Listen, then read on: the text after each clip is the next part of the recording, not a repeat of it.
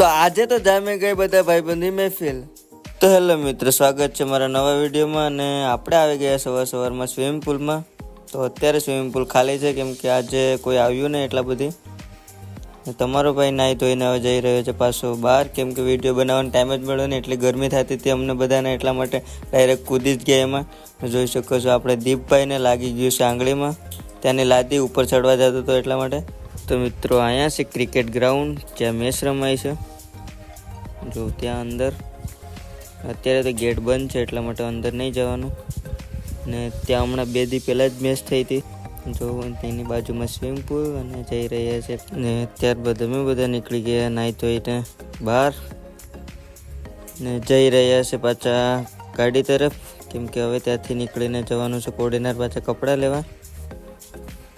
તો નીરવભાઈને વિડીયોમાં દેખાડીને આપણે જોઈ રહ્યા છે જાન। અત્યારે ડીજે આવી ગયું છે, અત્યારે રમવાનું ચાલુ કરી દીધું છે બધા હવે। અને દીપભાઈને બતાવીને વિડીયો એન્ડ કરી રહ્યા છે।